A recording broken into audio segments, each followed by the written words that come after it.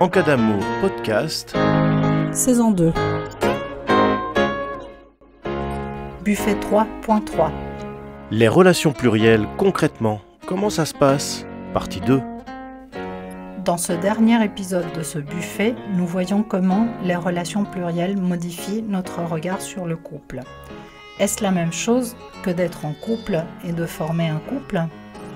Nous abordons ici les questions d'organisation du temps accordé à chaque relation et la gestion de l'image publique, les problématiques incontournables pour les amoureuses plurielles. Cet épisode fait partie d'une suite de 3 et nous vous conseillons d'écouter avant les 2 premiers épisodes. Bonne écoute. Comment aujourd'hui tu peux illustrer ton paysage relationnel? Comment tu peux le décrire? Je peux dire que j'ai 3 relations qui sont importantes pour moi, avec 3 personnes qui sont très différentes, qui m'apportent des choses très différentes, et ce sont des relations qui prennent des formes, encore une fois, très différentes, en fonction de tout un tas de paramètres qui sont pas des paramètres exclusivement romantiques ou liés à l'amour, mais aussi aux réalités concrètes de chacun, c'est-à-dire le temps disponible, l'endroit où ces personnes habitent, les autres relations qui étaient là avant et dont il faut prendre soin, etc. Je dirais aussi que j'ai remarqué que je peux avoir, sans que ça exclue les autres dimensions, mais des connexions qui sont plus intellectuelles ou plus sexuelles ou plus sensuelles ou plus émotionnelles. Et que chaque relation a une modalité de relation, de connexion, qui est différente et qui est plus axée soit sur l'intellectuel, soit sur le sexuel, sur le sensuel ou l'émotionnel. J'ai identifié ça assez récemment. Et après, ce n'est pas quelque chose de fermé pour moi. Ce n'est pas, au lieu d'un homme, il y en a 3 dans ma vie. Et c'est tout. Et je reste fermée à ces 3 relations comme si c'était une espèce de monogamie multiple. C'est que je n'ai pas l'envie ni le temps en ce moment trop d'autres rencontres, mais la possibilité reste ouverte pour moi.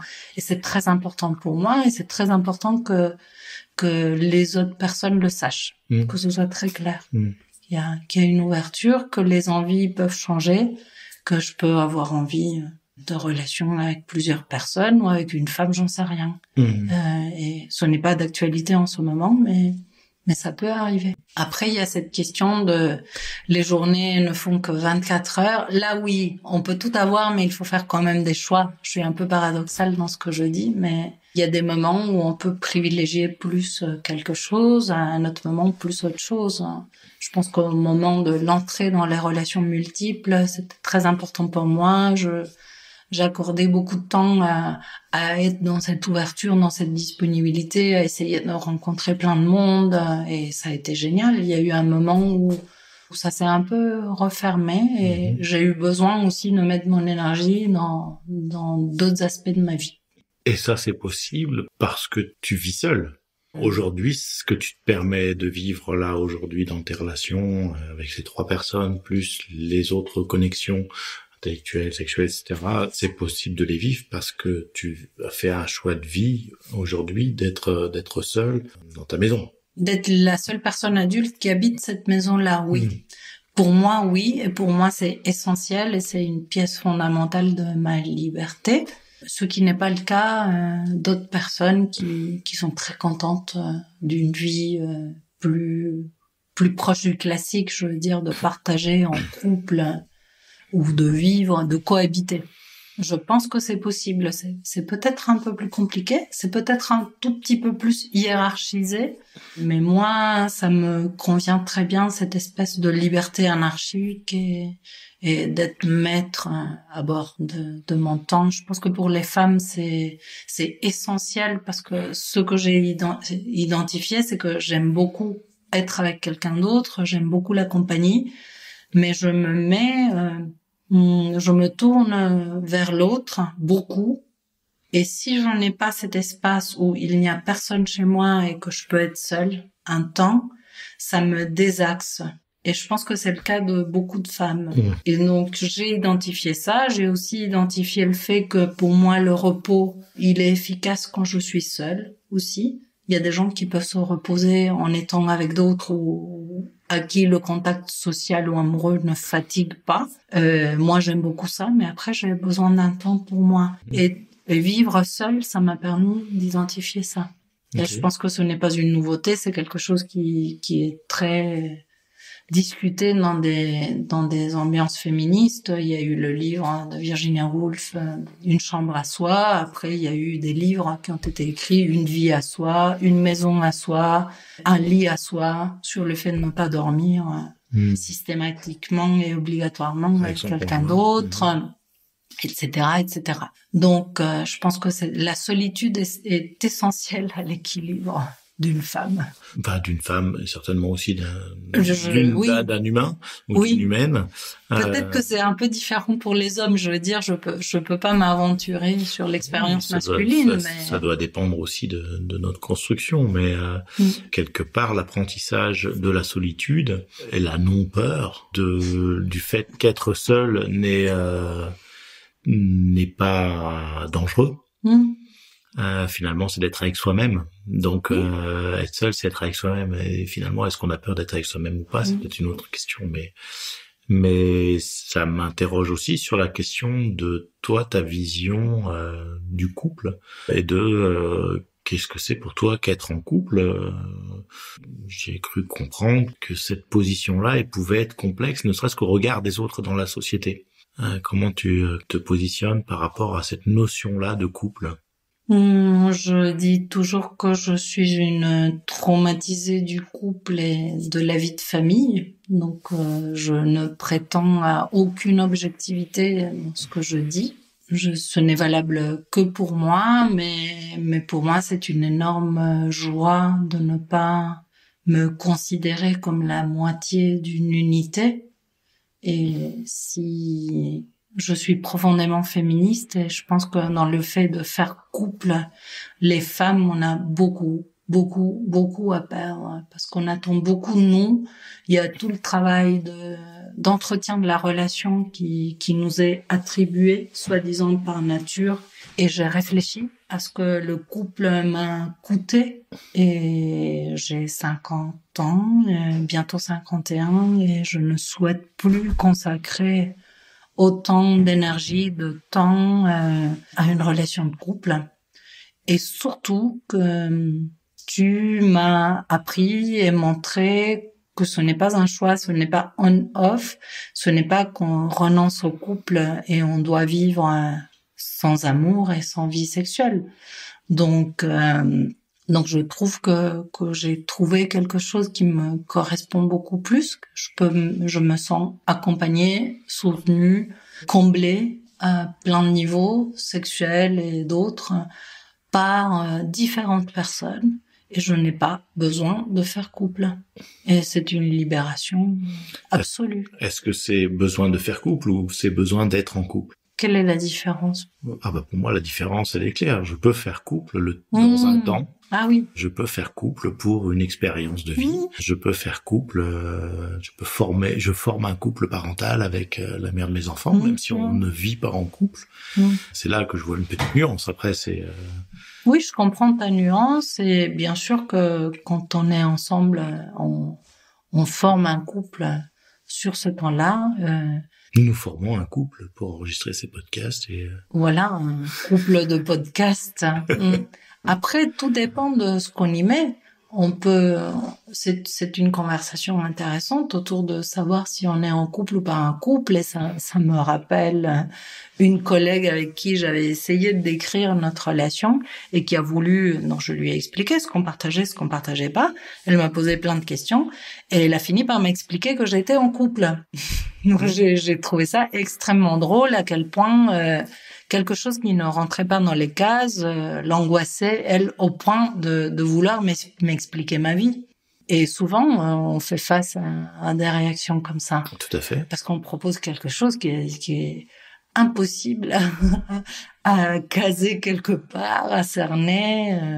Il y a plein de choses de ce qu'on partage qui correspondent plus à l'idée de couple classique que ce que j'ai partagé avec mon ex-mari. Je sais pas, je sais que s'il y a un souci, si j'ai un souci, tu seras là, par exemple. Donc, est-ce qu'on a besoin de se déclarer en couple pour ça? Là, donc c'est subtil, c'est mouvant, on brouille toutes les définitions finalement. Ah oui, en termes d'image aussi, hein, quand on sort dans la rue ou quand on sort chez des amis, si on vient à deux, on vient en couple. Hein. Donc on est en couple même. Si on apparaît, si on se montre, on est en couple.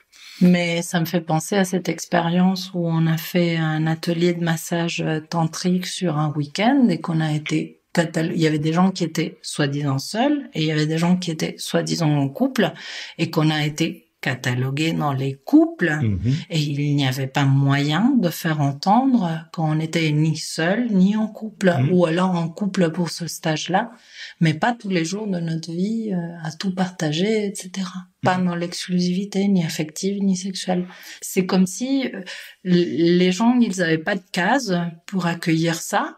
Et donc, soit ils nous classaient dans la case couple, soit ils ont pas entendu quand on a dit ça, ils nous voyaient bouger sans être collés, et ils arrivaient à la conclusion qu'on était seuls. C'est ça. C'est binaire. Binaire, complètement binaire. Et d'autant plus que c'était un stage de massage tantrique, donc déjà on est sur quelque chose d'un peu alternatif dans la vie sociale où il y a quand même des rapports humains qui dépassent ce qui se pratique dans la vraie vie, c'est-à-dire qu'on est sur des relations humaines non exclusives, hein, où il peut y avoir du toucher du corps de l'autre avec qui on n'est pas en couple ou on n'est pas en relation, et que nous on arrive là et on nous met dans une case complètement conventionnelle, donc on est presque non conventionnel dans le non conventionnel. C'est compliqué à comprendre. Mais c'est vrai que être en couple, ça reste quelque chose de limitatif. Pour moi, hein, pour certaines personnes, peut-être c'est quelque chose qui peut être constructif. Parce que tout seul, ils ne peuvent pas construire leur vie et qu'avec une autre personne, ils peuvent plus facilement le faire. J'avoue que à certains moments, il y a certaines choses que je ne ferais pas tout seul et que le fait d'être en relation avec quelqu'un qui le fait me pousse à le faire aussi. Ah, mais moi aussi, bien sûr. Et c'est ça le charme. C'est absolument. Si on n'est pas non plus dans un discours d'éloge de l'autonomie totale, parce que dans ce cas-là, à quoi bon être en relation? Couple ou pas couple, mais à quoi bon être avec quelqu'un d'autre si on se débrouille seul de tout et on découvre tout seul ses envies et on se laisse à aucun moment porter par l'envie de l'autre. Cet après-midi, par exemple, je sais que si j'avais été seule, je serais pas allée marcher. Ce qui m'a donné l'élan, c'est qu'on l'a fait ensemble et que ça m'a permis de bouger, de prendre l'air. Je peux dire quelque chose peut-être aussi sur cette question du couple, c'est que quand on fait couple, on met en couple les narcissismes et les succès. Ça m'est apparu de façon très claire quand j'ai commencé à être en relation autrement, c'est-à-dire que quand t'es marié, tu peux dire mon mari ceci, mon mari cela, et ça vient donner une forme d'éclat sur celle que tu es aussi. Donc toi, c'est toi, et c'est aussi ton choix de l'autre. Et si l'autre, il est brillant, riche, charmant, plaît aux femmes ou je ne sais pas quoi, c'est comme si ça venait dire quelque chose de toi-même. Tu peux bénéficier de ce que l'autre fait, de ce que l'autre est. J'ai l'impression que dans le type de relation qu'on a, chacun est ce qu'il est. Et moi, je ne peux pas bénéficier de tes succès, ce sont les tiens. J'ai trouvé ça très libérateur. Parce que je trouve que ça laisse un peu accrocher à quelqu'un qui aurait beaucoup d'argent ou une position ou des attraits notoires. puis on reste un peu enchaîné. Et en fait, on peut se vanter de ce qu'on fait, que de ce qu'on fait par soi-même. Et j'ai trouvé ça très sain. C'est un aspect. C'est juste, ouais. Ouais, c'est un aspect intéressant. Et il y a aussi cet aspect, il y a aussi autre chose quand on défait le couple. Il y a eu quelque chose pour moi qui a été très, très, très libérateur. C'est que je me suis plus sentie responsable du bien-être ou de la satisfaction sexuelle de quelqu'un d'autre. On a une intimité sexuelle, elle est comme elle est, ça le satisfait l'autre ou pas. Je ne sais pas à quel degré, il me le dit ou pas, mais moi je ne suis pas responsable de son bien-être sexuel. Tandis que dans un couple monogame, il peut y avoir ce poids quand ça s'ajuste mal et qu'il y en a un qui a plus envie que l'autre et on se sent coupable, donc on finit par céder dans une zone grise parce qu'on estime quand même que si c'est pas moi, ça sera qui? Ou alors, on imagine qu'on risque l'infidélité si c'est pas assez assidu. Ça met dans des marécages de pathologie et d'abus. Et maintenant, j'estime que je suis responsable de mon bien-être sexuel. Les personnes qui sont en lien avec moi le sont aussi pour eux, et ça marche beaucoup mieux. Et si jamais il y a de l'insatisfaction, parce qu'on vit pas au paradis, c'est à soi-même de trouver les solutions. On peut demander de l'aide, on peut partager sa situation, son moment, ses envies, ses besoins, mais ça reste une question à résoudre pour chacun, pour chacune. Et ça, je le trouve beaucoup plus juste pour moi et beaucoup plus sain. Voilà ce que le détricotage du couple m'a apporté en changement de vie et en réflexion. La liberté, elle est souvent vue comme quelque chose d'égoïste, égocentrique et peu respectueuse de l'autre. On avait eu une discussion sur ce sujet-là. On avait exprimé le fait que la liberté, justement, nécessitait aussi un soin particulier qu'on porte aux relations que l'on a. Il y a quelque chose autour de la liberté, mais il y a aussi quelque chose autour de l'honnêteté et la vie en vérité. J'ai un très fort besoin de vivre en vérité. Donc, quand dans une relation, je dois me mettre à cacher les choses, je dois me mettre à déguiser ou à faire semblant ou pourquoi pas mentir, ça me met dans un profond malaise qui interroge tout de suite la relation. Et pour autant, je l'ai fait même dans les relations plurielles. C'est-à-dire que quand j'ai rencontré certaines personnes qui n'étaient pas encore prêtes à tout écouter, à tout entendre, à tout écouter, j'ai caché les choses. Donc, je trouve aujourd'hui, en tout cas dans les relations plurielles, la possibilité d'exprimer qui je suis complètement. Et donc de ne plus être infidèle, de ne plus être malhonnête, de ne plus être dans l'image juste de ce qu'on attend de moi. Oui, mais l'idée, ce n'est pas de rencontrer quelqu'un et de lui dire, tu sais, moi, dans ma vie, il y a une telle, avec elle, ça se passe comme ci, comme ça, elle m'apporte ceci, au niveau de la sexualité, c'est comme ça, avec elle.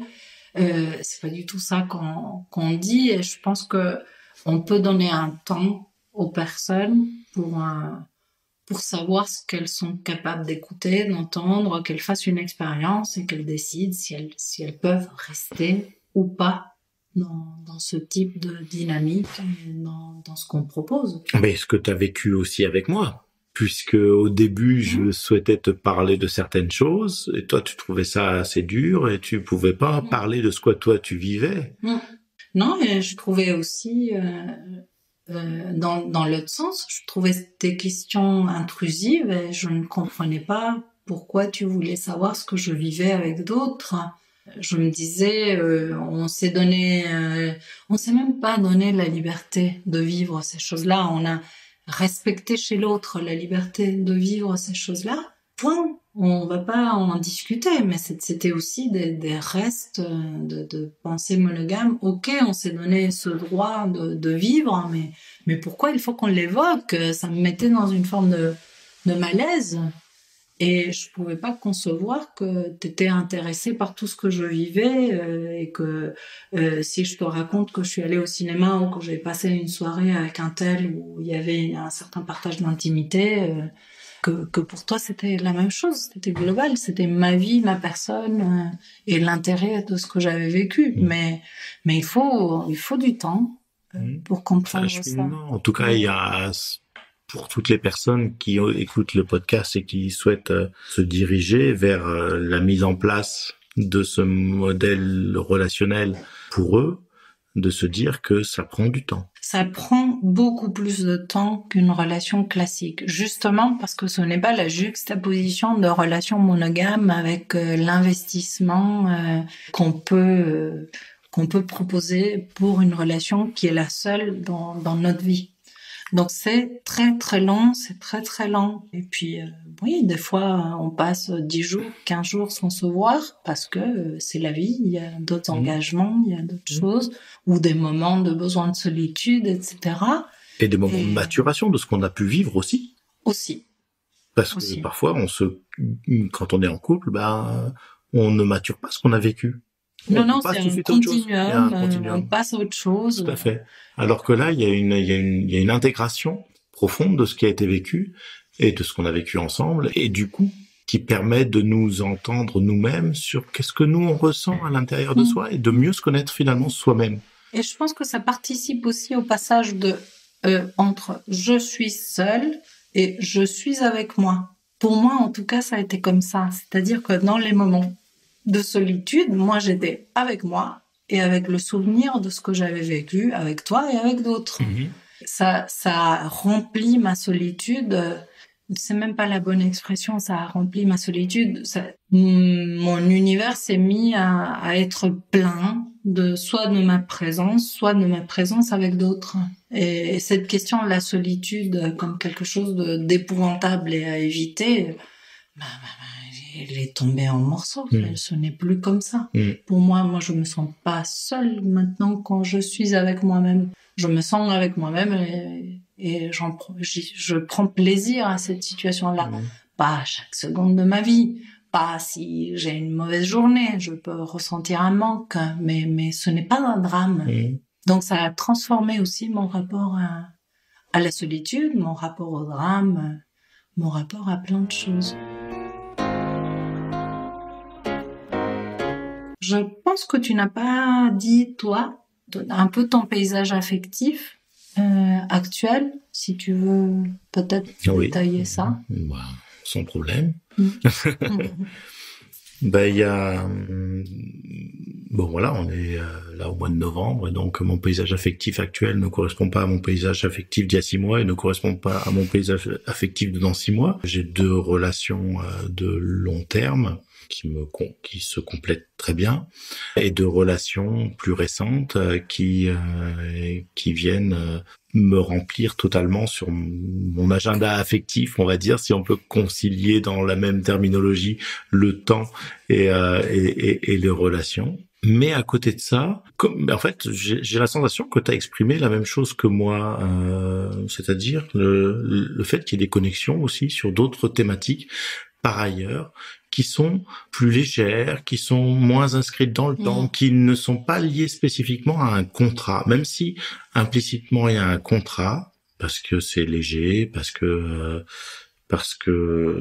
il n'y a pas d'engagement profond, de se tenir informé, d'échanger régulièrement, etc.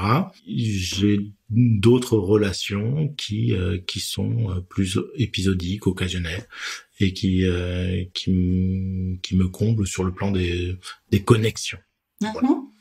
Donc c'est un peu comme ça que je vais exprimer mon paysage affectif. Et ce qu'il y a dans ton paysage affectif, comme dans le mien, c'est cette liberté d'accorder du temps, de la place, de l'énergie, qui on veut, quand on veut. Bien sûr, dans le respect, dans le soin de quelque chose qui est déjà là, des relations qui sont déjà là, mais aussi cette liberté d'aller à un concert avec un ami, avec une amie, de dormir avec ou pas, qu'il se passe quelque chose d'intime ou sexuel ou pas, dans le fait de partager un lit. Je pense que ça ne veut pas dire que je mène une vie de folie. Ça veut juste dire que je suis très contente et très tranquille d'avoir de façon permanente cette liberté-là, de mettre en place toutes mes envies, de donner une place à toutes mes envies, de pouvoir les concrétiser si je me donne les moyens et si l'autre il est d'accord. Tout à fait. C'est toujours un peu délicat par rapport à certaines personnes avec qui on n'a pas eu la possibilité d'échanger sur ce mode relationnel. C'est-à-dire que ça nécessite du temps aussi d'expliquer si on a de la disponibilité ou pas de disponibilité pour engager quelque chose de plus profond. Mais donc, tu dis que c'est un peu compliqué. Moi, je dirais que c'est inenvisageable si on n'a pas posé le cadre. C'est ça. Moi, je ne rentre pas dans une relation sans expliquer ce que je suis capable d'offrir et ce que je ne pourrais pas donner. Tout à fait. En tout cas, moi, aujourd'hui, je me trouve complètement... on va dire mon agenda affectif est complet et c'est presque un peu vulgaire la façon dont je le dis, mais je ne vois pas comment il est possible d'accueillir une relation dans une relation dans laquelle je peux mettre en place cette éthique relationnelle. Je comprends. Ça me demanderait une énergie que je n'ai pas en termes d'énergie, mais en termes de temps aussi. Et mais ce qui est intéressant, c'est que quand on se pose pas les limites par rapport à quelque chose d'extérieur ou par rapport à une morale, on sent la limite en soi. Oui, tout à fait. De dire là c'est complet. Oui, là c'est complet. Je suis libre de faire ce que je veux. J'ai envie d'aller à droite à gauche, je vais à droite à gauche. Mais je me sens pas disponible.